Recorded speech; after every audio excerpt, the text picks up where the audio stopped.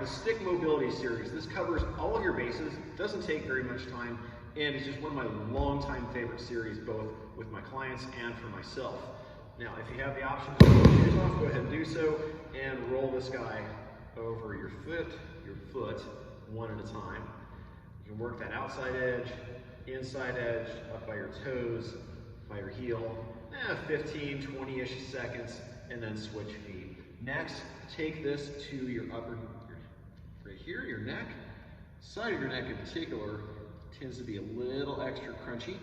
So I'm not just doing this square on, up and down. I'm actually taking this to the side, work the top of the shoulder there, side of the neck, and then simply bring it around, work the other side. Then, I like to grab this by the ends. So if you have a stick that's a little too long, that's fine. Just go a little wider than shoulder width and hold this here. But if you do have the option to hold this by the ends, do so.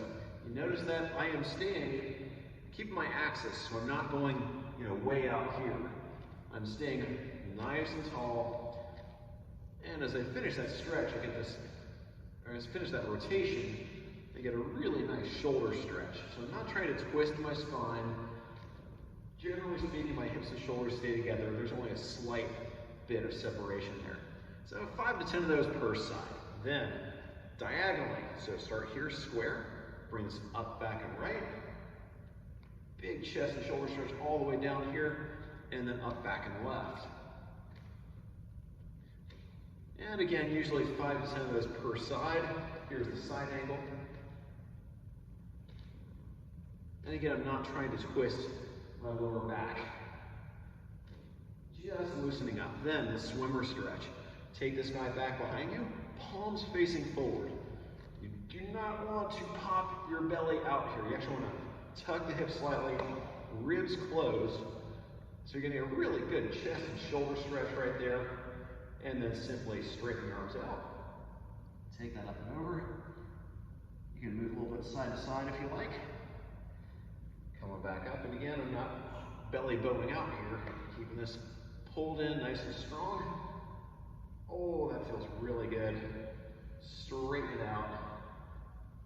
Up and over. So usually about 5 or 6 of those. Then, since we're standing, let's work on that hip hinge.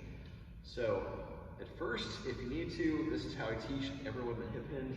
One hand, the fingers go behind your head, the other, the knuckles go on your tailbone, and you don't lock the knees and then bend forward. You're actually gonna keep the knees a little soft and pull your hips backwards.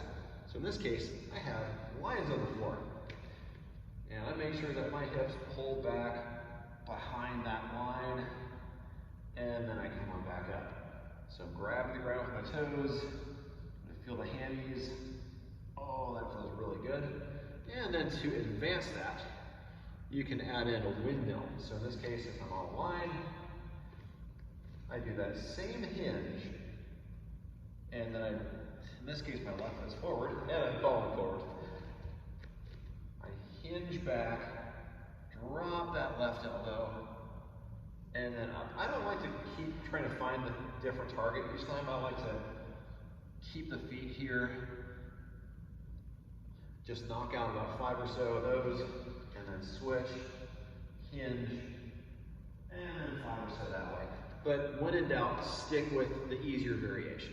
Then, coming down, tall kneeling, or half kneeling. Brace the midsection, press that foot into the ground. If you need help for balance, that's fine. Shift your weight forward. Again, I'm not bowing my belly out there. And if you like, you can bring this guy up. But work into the tightness.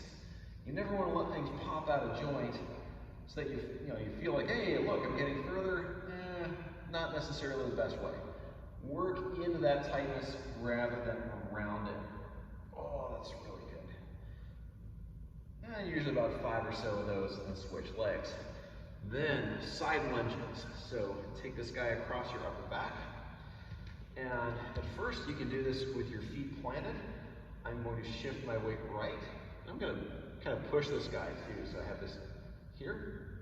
And by the way, my hips and shoulders stay on my east-west line. My spine stays on my north-south line.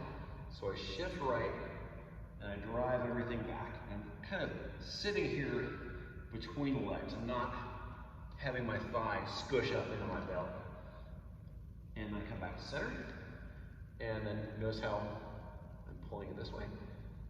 I go left. Oh, that's good. And then right. And up. And left. And one more of those each way because they feel really good. And I like to demo these. And then last up, around the world. This is a big circular movement, but if you break it into a 4 count, it becomes a lot easier to handle because circular stuff, everyone kind of loses their bearings and does things like that. Don't do that. So grab this roughly by the ends. I'm going to bend the knees a little bit, kayak back. So now I'm getting a little bit of back movement. And I stand up, open to that right side, turn left, bring it down, swing it around 1, up for 2, turn for 3, down for 4. 1, 2, 3, 4. Then reverse. So usually I'll do like 5 one way and then 5 the other way. So 1, 2, 3, 4. 2, 2, 3, 4, and so on. So that is the stick mobility series. And again, I'm Charlie.